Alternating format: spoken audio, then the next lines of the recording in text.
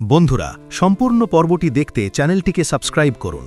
বিষ মাখা প্রসাদ নেওয়ার রহস্য ফাঁস, আয়ুষ মেঘার ফটোশুটে ভাঙল কুসুমের মন, মাপ চাইল ইন্দ্রাণী, গণবিবাহের আসরে ঘটে গেল মহাপ্রভ, মুখ লুকিয়ে কুসুমকে বিয়ে করতে গিয়ে শেষ রক্ষা হল না আয়ুষের, নিয়তির খেলা যেন এক মুহূর্তে খুলে গেল।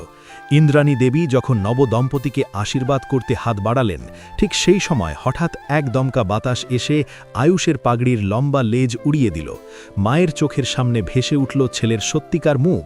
বিয়ের আসরে কি এবার ইন্দ্রাণী দেবী জ্ঞান হারাবেন, নাকি ছেলেকে টেনে নিয়ে যাবেন বাড়ি? এই উত্তেজনাপূর্ণ পর্বের এক্সক্লুসিভ আপডেট জানতে ভিডিওটি শেষ পর্যন্ত দেখুন। চারিদিকে সানাই বাজনা, উৎসবের রঙে ভরা গণবিবাহের আসর। সারি সারি বরকনে বসে আছে, আরেক কোণে বসে আয়ুষ ও কুসুম। আয়ুষের মাথায় পাগড়ি, মুখ ঢাকা, লম্বা লেজ আর ফুলের ঝালরে। সে চায় না কেউ তাকে চিনুক। অনুষ্ঠান অনুযায়ী বিশিষ্ট অতিথিরা নবদম্পতিকে আশীর্বাদ ও উপহার দেবেন। এমন সময় আয়ুষ ও কুসুমের সামনে প্রবেশ করেন ইন্দ্রাণী দেবী। হাসি মুখে এক এক করে সব জুটির কাছে আশীর্বাদ করছেন। আয়ুষ মায়ের গলার স্বর শুনে শিউরে ওঠে। সে কুসুমকে ফিসফিস করে বলে, মাথা নিচু করো কুসুম, মা যেন দেখতে না পান।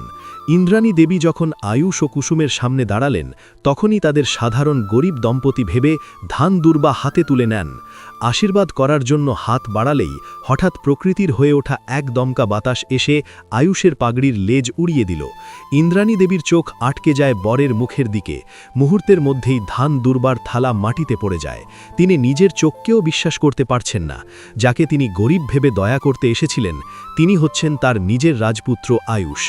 আপনাদের কি মনে হয়, ইন্দ্রাণী দেবী কি এই বিয়ে মেনে নেবেন, নাকি ছেলেকে জোর করে বাড়ি নিয়ে যাবেন?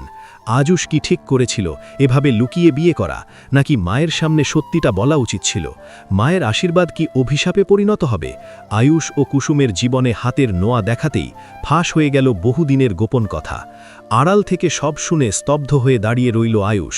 অবশেষে প্রকাশ্যে এলো কুসুমের হৃদয়ের লুকানো ভালোবাসা। শিবরাত্রির পুজোর পর রান্নাঘরে কাজের চাপে ব্যস্ত সবাই। ঠিক তখনই দীপালি পিসির চোখে পড়ে কুসুমের হাতের নোয়া।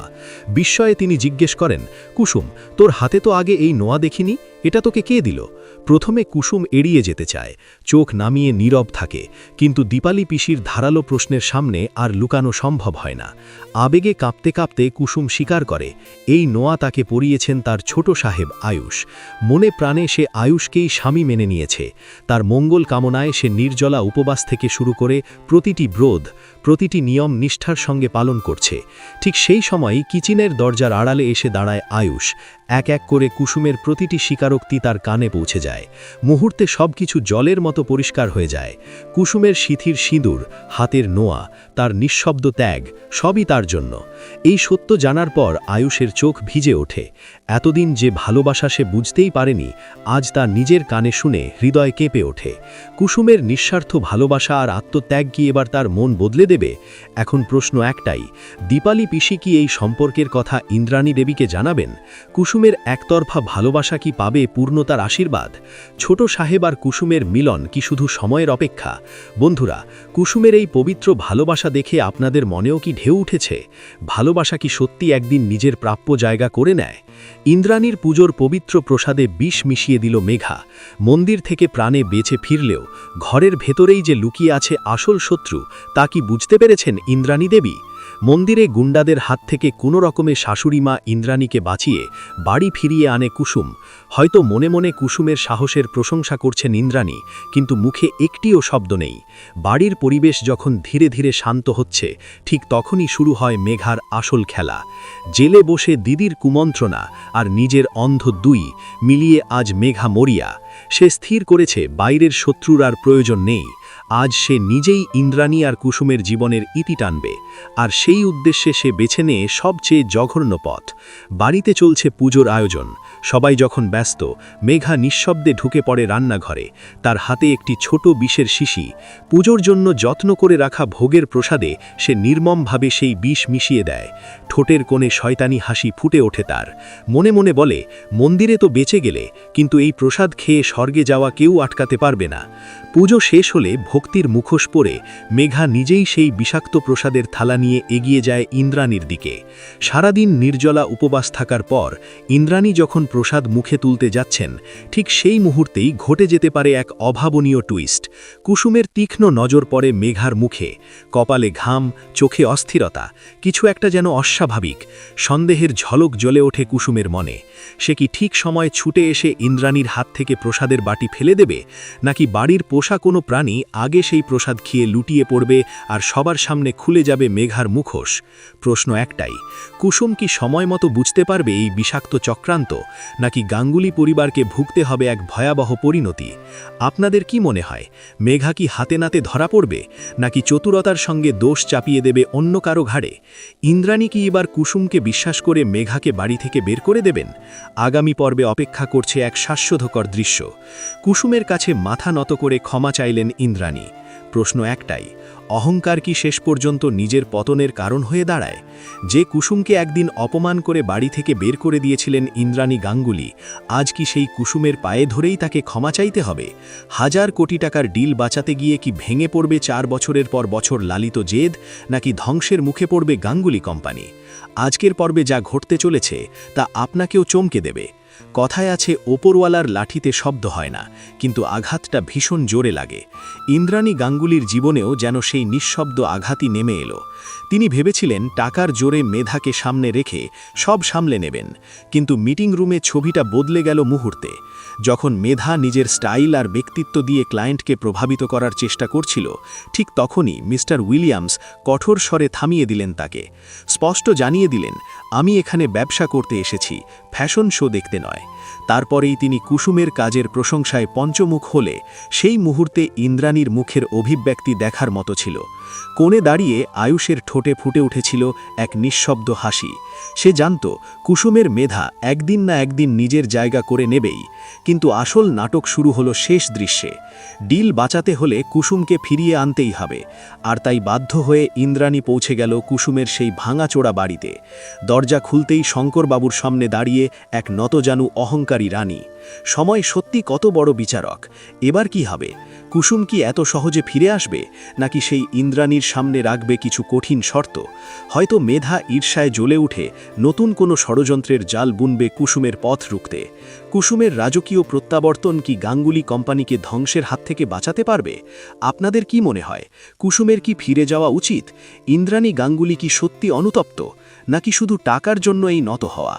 আর কুসুমের বাবা শঙ্করবাবুর এখন কি সিদ্ধান্ত নেওয়া উচিত? আজুস ও মেঘার গ্র্যান্ড ফটোশ্যুট, কিন্তু এই ঝলমলে আলোতেই কি ভেঙে গেল কুসুমের মন? লাইট ক্যামেরা অ্যাকশন, লেন্সের সামনে দাঁড়িয়ে গ্ল্যামারাস মেঘা, চারিদিকে ফ্ল্যাশের ঝলকানি, অথচ আয়ুষের চোখে ভাসছে একটাই মুখ, কুসুম। হ্যাঁ বন্ধুরা, ইন্দ্রাণী দেবীর বড্ড সিদ্ধান্তেই শুরু এই ঝড়। কোম্পানির ব্র্যান্ড ভ্যালু বাড়াতে তিনি মেঘাকে আয়ুষের সঙ্গে অফিসিয়াল ব্র্যান্ড অ্যাম্বাসেডর ঘোষণা করেন। উদ্দেশ্য ছিল কোম্পানিকে নতুন উচ্চতায় পৌঁছে দেওয়া, কিন্তু সেই সিদ্ধান্তেই কি কাল হলো? ফটোশ্যুট চলাকালীন বারবার আনমনা হয়ে পড়ে আয়ুষ। মেঘা যখন তার গা ঘেঁষে দাঁড়ায়, তার মনে হয় সে যেন কুসুমের পাশেই দাঁড়িয়ে আছে। মেঘার চোখের দিকে তাকিয়ে সে খুঁজে ফেলে কুসুমের সরলতা, সেই নিষ্পাপ হাসি। অবশেষে ছবি রিলিজ হয়, কিন্তু ফলাফল সম্পূর্ণ উল্টো। সোশ্যাল মিডিয়ায় ঝড় ওঠে। দর্শকরা স্পষ্ট জানিয়ে দেয়, আয়ু আর মেঘার কেমিস্ট্রি কৃত্রিম, প্রাণহীন। আয়ুষের পাশে তারা দেখতে চায় একমাত্র সহজ সরল কুসুমকেই। জনতার এই নেতিবাচক প্রতিক্রিয়ায় হু হু করে নামতে শুরু করে ইন্দ্রাণীর কোম্পানির শেয়ার গ্রাফ। এক ভুল সিদ্ধান্তে বড় ক্ষতির মুখে পড়েন ইন্দ্রাণী দেবী। এখন তিনি চরম বিপদে। প্রশ্ন এখন একটাই, ইন্দ্রাণীর কি উচিত অবিলম্বে কুসুমকে ফিরিয়ে আনা? মেঘা কি নিজের হার স্বীকার করবে, নাকি গল্পে আসছে আরও বড় কোনো চমক? আপনাদের কি মনে হয়, আয়ুষের পাশে কে বেশি মানায়, মেঘা নাকি কুসুম? সত্যিকারের ভালোবাসা আর জনতার রায়, দুটোই কিন্তু অদ্ভুত শক্তিশালী। গণবিবাহের আসরে মহাপ্রভ, পাগড়ি উড়তেই ফাঁস আয়ুষের পরিচয়, বিষ মিশ্রিত প্রসাদে মৃত্যুফাদ। ইন্দ্রাণীর পতন নাকি কুসুমের রাজকীয় প্রত্যাবর্তন? সানাইয়ের সুর, উলুধ্বনি আর সারি সারি নবদম্পতি। গণবিবাহের মঞ্চ যেন আশীর্বাদের উৎসব, কিন্তু সেই শুভক্ষণের মাঝেই নেমে এলো ঝড়। মুখ ঢেকে পাগড়ির লম্বা লেসে নিজেকে আড়াল করে কুসুমকে বিয়ে করতে বসেছিল আয়ুষ। সে চেয়েছিল কেউ যেন চিনতে না পারে, বিশেষ করে তার মা ইন্দ্রাণী দেবী। এক এক করে অতিথিরা আশীর্বাদ দিচ্ছেন। ঠিক তখনই প্রবেশ ইন্দ্রাণী। গরিব দম্পতি ভেবে ধান দুর্বা হাতে তুলে নেন তিনি, কিন্তু নিয়তির লিখন কে খণ্ডায়। আশীর্বাদের হাত বাড়াতেই আচমকা দমকা হাওয়ায় উড়ে গেল পাগড়ির লেস, আর মায়ের চোখের সামনে ভেসে উঠল ছেলের মুখ, তার নিজের রাজপুত্র আয়ুষ। আশীর্বাদের থালা পড়ে গেল মাটিতে। স্তব্ধ ইন্দ্রাণী। এ বিয়ে কি তিনি মেনে নেবেন, নাকি ছেলেকে টেনে নিয়ে যাবেন বাড়ি? মা ছেলের এই সংঘাতেই শুরু আসল ঝড়। কিন্তু গল্প এখানেই থেমে নেই। রান্নাঘরে দীপালি পিসির চোখে ধরা পড়ে কুসুমের হাতের নোয়া। জেরার মুখে কুসুম স্বীকার করে সে আলুষকেই স্বামী মানে, তার মঙ্গলের জন্য নির্জলা উপবাস রাখে, আর সেই স্বীকারোক্তি দরজার আড়াল থেকে শুনে ফেলে আয়ুষ নিজেই। কুসুমের নিঃশব্দ ভালোবাসা আর আত্মত্যাগে ভিজে যায় তার চোখ। ভালোবাসা কি এবার পূর্ণতা পাবে? ঠিক তখনই শুরু হয় নতুন চক্রান্ত। মেঘা ঈর্ষায় অন্ধ। মন্দির থেকে বেঁচে ফিরলেও বাড়িতে অপেক্ষা করছে মৃত্যুফাঁদ। পুজোর প্রসাদে মিশে যায় বিষ। ইন্দ্রাণী যখন নির্জলা উপবাস ভেঙে প্রসাদ মুখে তুলতে যাচ্ছেন, কুসুমের তীক্ষ্ণ নজর পড়ে মেঘার অস্বাভাবিক আচরণে। সে কি ঠিক